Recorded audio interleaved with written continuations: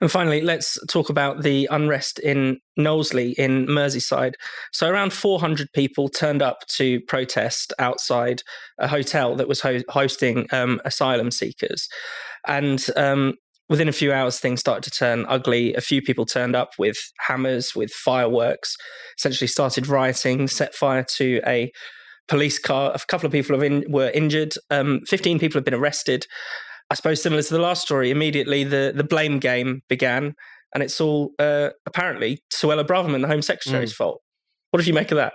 I mean, that's ridiculous. I mean, Knowsley, as far as I understand it, I mean, to call it a Labour stronghold is putting it lightly. I think about 80% Labour vote at the last general election. These are numbers that make Kim Jong-un sort of, blush. To suggest that people in Merseyside are going home and just listening endlessly to interviews with Suella Braverman, hanging on her every word, seems strange to say the least. But again, it's just that kind of reflex, which is something unpleasant happens, and how can we pin it on our political enemies? And then the other thing which seems to happen is this kind of reflexive desire to, again, kind of ignore any of the kind of problems that this particular case has arisen. There's some discussion of it, but it was very quickly painted as basically just a far-right protest, even though even Hope Not Hate have pointed out that this seem to be kind of organically a lot of women and children, which then got kind of hijacked by thugs later on in the night. Yeah, thugs who actually didn't seem to be kind of outside agitators, but actually lived locally. Lord knows what their motivation is. I'm sure we'll find out in time.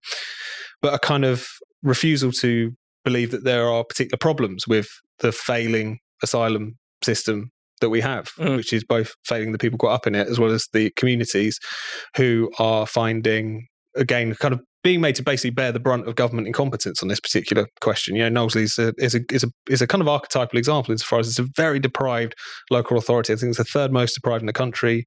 About half the kids are on free school meals. And this is the sort of community in which migrant hotels, etc., tend to be. Yeah. They're cheaper. So there is this, there was a case like in last year, Knowsley local authority get 48 hours notice saying that we're going to take over this particular hotel. And again, rather than actually in the context of a lack of investment in a particular area, poor job prospects and so on. And also the fact that, as we know, the asylum system is creaking. This is not a successful system of finding out who legitimate asylum seekers are, integrating them into society and so on. It's really not working. So when there are these kind of flare-ups, rather than trying to address what are some of the legitimate concerns, obviously this was sparked by a particular encounter, alleged encounter between a 15-year-old girl and a 25-year-old seemingly asylum seeker, propositioning her. That was immediately dismissed as just misinformation, even though it's something that Liverpool Echo have reported on, that the police are investigating because there are eyewitnesses to it and so on. We don't know what really went on there. That's obviously that should never be the pretext to suggest that all asylum seekers are a risk to young girls or women or whatever.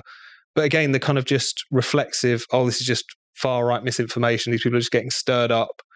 The refusal to really look at it's in a weird sort of way lets the government off the hook. It almost just sort of says the problem here is the mob rather than the obvious failings of this particular system. But, once again, you just see the willingness just to look past the details, use it as an opportunity to either have a knock at the Tories or have a knock at white working class people. Yeah. That's always what they prefer to take, it seems like, in terms of the commentary. And Ella, Tom was talking there about the video. It was... We have no idea whether it's true or not, but rather than saying this was unverified or something like that, it was immediately cast as misinformation. Potentially, what happens to sort of believe women? That seems to go out the window, these kinds of cases. I'm not saying we should necessarily believe everything we see on the internet. No, but the thing about we shouldn't always believe everything on the internet. We're always told by that. We're always by these kind of, by a liberal sort of commentariat who say, social media is full of misinformation. You're all idiots. All you do is, react to stuff that isn't true that you see. And then, I was doing a paper review the morning after the events took place in Knowsley and had all these headlines from the Guardian and the Independent and was basically saying far right protests, and I was like struggling with the story, thinking, they had a line in it that said, well, patriotic allegiance or alliance, whatever they're called, the alternative. They are set up by BNP founders. have said that they're nothing to do with it. Yeah. And I said, okay, so who is, and you're struggling to find it and couldn't. I think they were leafleting in the area or something. Yeah, and couldn't actually find out what had actually happened, even though I was reading news reports. And, Tom's right. It's ridiculous to say that Suella Braverman is to blame, but there definitely the government holds a lot of blame, because, there is this sort of unsustainable policy of basically, without any kind of democratic cooperation with people living in a particular area, with no respect for kind of community sensibilities. And by that, I don't mean, these people are a bit anti-immigrant, we shouldn't put them there. And that's not true. I mean, genuinely looking at resources in a community, and saying, is this sort of feasible to, in one of the poorest areas in the UK, suddenly bring a load more people to live here? The government just seems to be completely willfully blind to all that kind of thing. There's similar things happening in Ireland at the moment, actually, where there's a sort of local area where there's been big plans for in Blessington, which is in County Wicklow, for a sort of sports, planning permission in Ireland is hellish. And there's been years of planning into this, getting a sports centre and a pool and all the rest of it. And, very, very quickly it's whipped away and is suddenly now going to be housing for refugees, and they're Ukrainian refugees. And, then the Irish government is shocked when people get a bit pissed off and that kind of thing. And a similar thing is happening, in European countries where, without any consultation with citizens or any kind of democratic discussion, even at the level of sort of, parliamentary debate, that there is no agreement that this is a thing that people want. And even for, people who want to see a more liberal immigration system, this sort of basically process of having little to no understanding of how the asylum system works, of the basic, even for the asylum seekers themselves, facing living in these hotels for months, if not years, because their file's been lost by some kind of Home Office civil servant. None of it works, and so it's no wonder that people get a bit pissed off. I think it's telling that actually no one really is actually making a pro-immigration case. They're saying their case is basically, you're racist, stop talking about it. And that's it.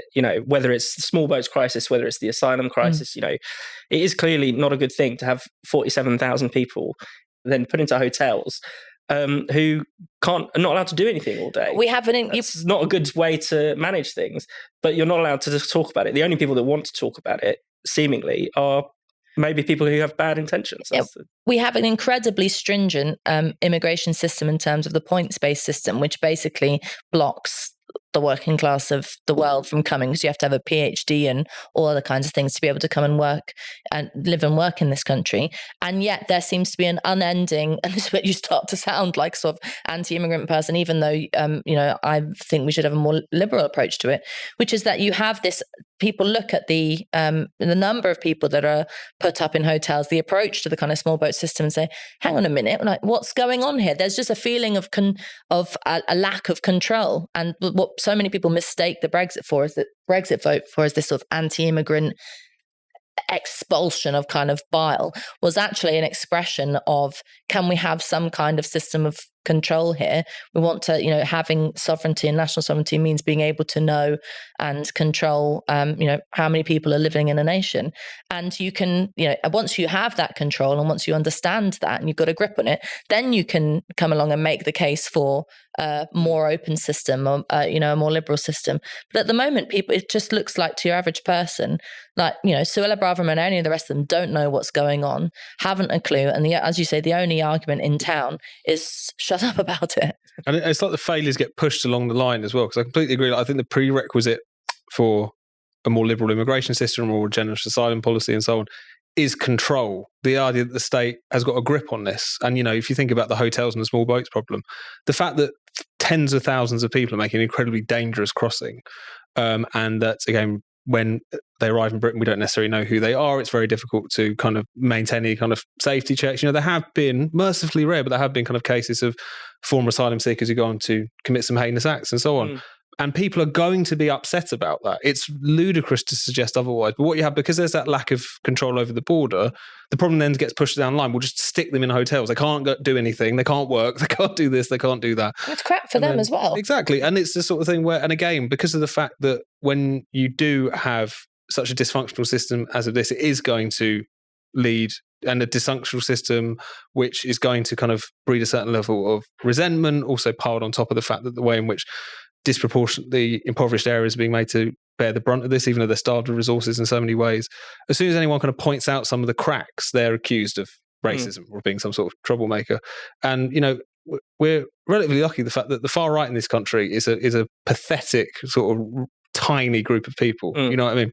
And that's something that is something that we shouldn't take for granted, though, because you never want to be in a situation where the only people willing to talk about certain things are the ones that, as you say, have nefarious intentions.